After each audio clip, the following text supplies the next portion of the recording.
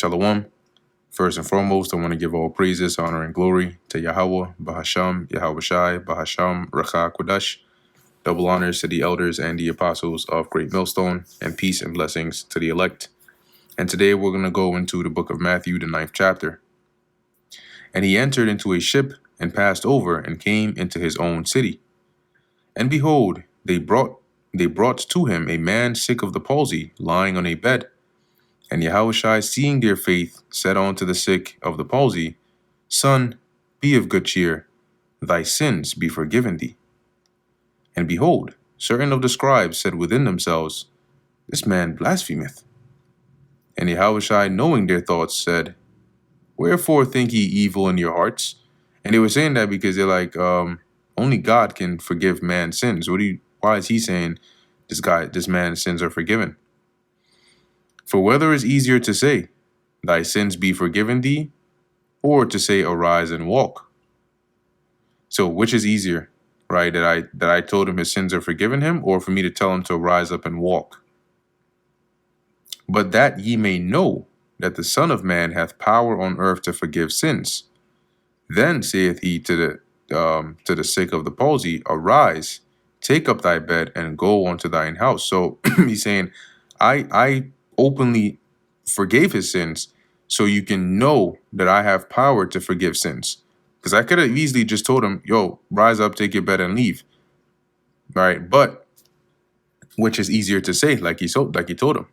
So to show you, right, the power that Yahushua had, he forgave the man's sins, and then he healed him in front of everybody. And they're like, shit, if he could heal him, then I'm pretty sure he can forgive his sins too. And he arose and departed to his house. But when the multitude saw it, they marveled and glorified God, which had given such power unto men. And as Yahushua passed forth from thence, he saw a man named Matthew, sitting at the receipt of custom. That's that toll booth, or let's say his office. And he saith unto him, Follow me. And he arose and followed him. And it came to pass, as Yahushua sat at meat in the house, which is Matthew's house, I think in the book of Luke it tells you that, behold, many publicans and sinners came and sat down with him and his disciples. And when the Pharisees saw it, they said unto his disciples, Why eateth your master with publicans and sinners? But when Yahushua heard that, he said unto them, They that be whole need not a physician, but they that are sick. So who's the physician here? Yahushua. And those that are sick are the sinners, right? So that's why he said, I'm here because they're the ones who need me. They need a physician. If you're already whole and you're healthy, you don't need a physician. But go ye and learn what that meaneth. I will have mercy and not sacrifice.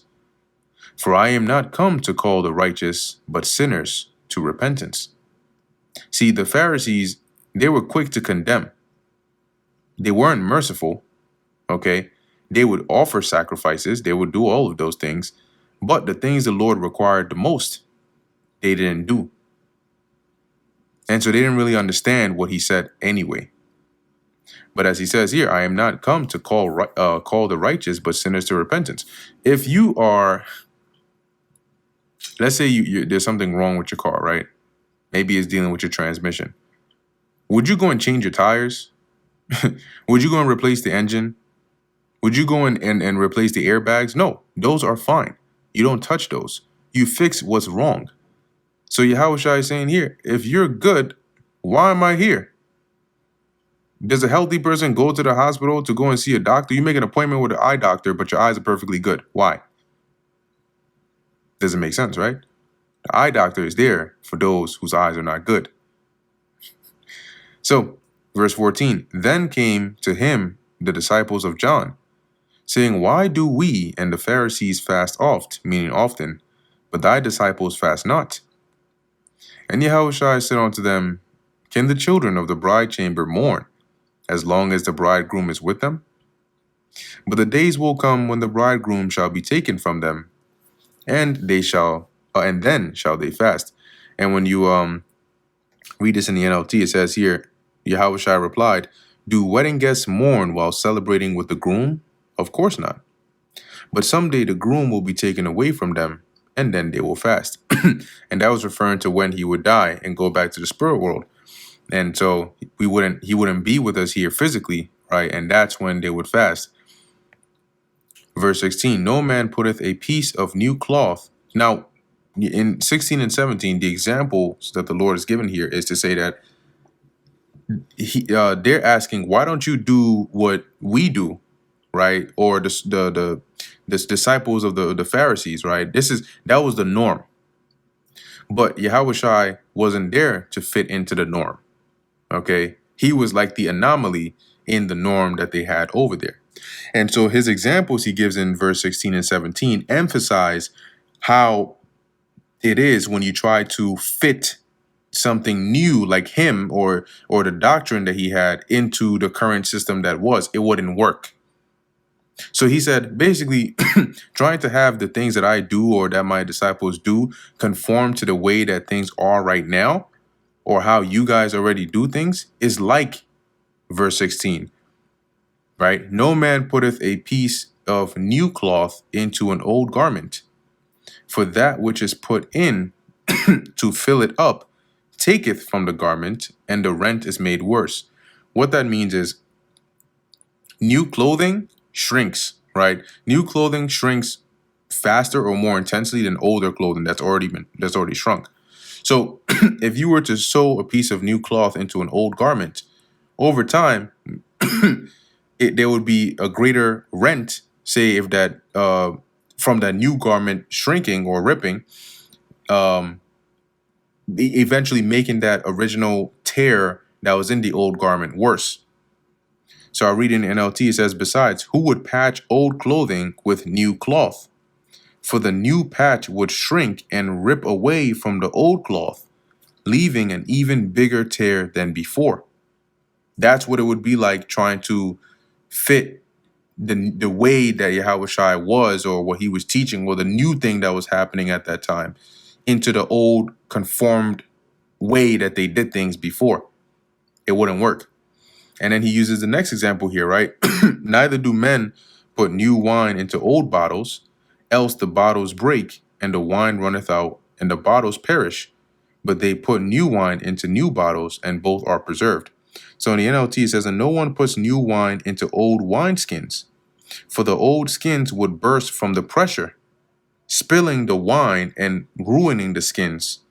New wine is stored in new wineskins, so that both are preserved. See, so Yahushua and the message he was preaching, you couldn't be conformed to the way that things were, right? And those that had that original mindset per se, right? Because they would be likened onto those old bottles, being used to that old way. And so to accept the new doctrine or the gospel or the way that Yahushua was teaching would be too much for them. And they would reject it, likened onto that wine or that bottle bursting. Okay. But rather it had to be put into the new wine, or the minds, the renewed minds, those that were ready and willing to accept it. And they would receive it, preserving the word and their minds or themselves.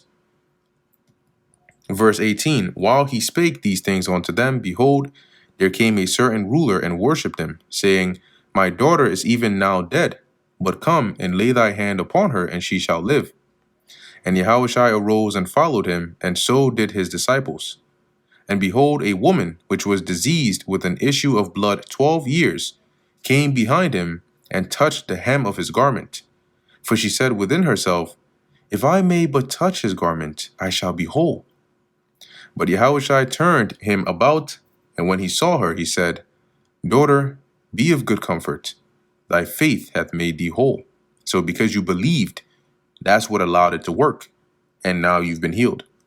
And the woman was made whole from that hour. And when Yahushua came into the ruler's house and saw the minstrels and the people making a noise, that's those there at the funeral, and the people making the funeral songs and so on, he said unto them, give place, for the maid is not dead, but sleepeth. And they laughed him to scorn. So the people at the funeral, or at least that were there, started laughing, saying, like, what's this guy talking about? She's sleeping. What? We just told you she's dead. You're going to come and talk about she's sleeping. You think if she was sleeping, we wouldn't have woken up already? But when the people were put forth, he went in and took her by the hand, and the maid arose. And the fame hereof went abroad into all that land. And when Yahushua departed thence, 2 blind men followed him, crying and saying, Thou son of David, have mercy on us. And when he was come into the house, the blind men came to him. And Yahushua saith unto them, Believe ye that I am able to do this? They said unto him, Yea, Lord. Then touched he their eyes, saying, According to your faith be it unto you. And their eyes were opened, and Yahushua straitly charged them, saying, See that no man know it. Meaning he gave them a strict command, say don't tell nobody. But he knew they were going to go tell somebody anyway. But they, when they were departed, spread abroad his fame in all that country. And as they went out, behold, they brought to him a dumb man possessed with a devil. And meaning he couldn't speak, and he had a demon on him. And when the devil was cast out, the dumb spake. See, going to show you that what caused him to be mute or not being able to speak was the demon, which they are the cause for a lot of infirmities that people have. Today, they'll throw a scientific term on it and say it's this or it's that, but a lot of it is just demons. And the multitudes marveled, saying it was never so seen in Israel. I mean, they hadn't seen anything like this. But the Pharisees said, He casteth out devils through the prince of the devils. So he's using left-hand practices to do this. And Yahushua went about all the cities and villages, teaching in their synagogues, and preaching the gospel of the kingdom, and healing every sickness and every disease among the people. But when he saw the multitudes, he was moved with compassion on them, because they fainted and were scattered abroad as sheep having no shepherd. So when he just saw like the whole of Israel, in their confused state, he felt sorry for them, right? They looked like sheep that are scattered without a helper, without a shepherd. Then saith he unto his disciples, The harvest truly is plenteous, but the laborers are few, right? Meaning like the work that needs to be done is a lot, but there's only few, right? And the laborers are those that will teach, the teachers. Pray ye therefore the Lord of the harvest that he will send forth laborers into his harvest. And that brings us to the end of the book of Matthew, the 9th chapter. Lord willing, that was edifying to the elect. In closing, I want to give all praises, honor, and glory to Yahweh, Bahasham, Yahushai, Bahasham, Recha, Kodash. Until next time, Shalom.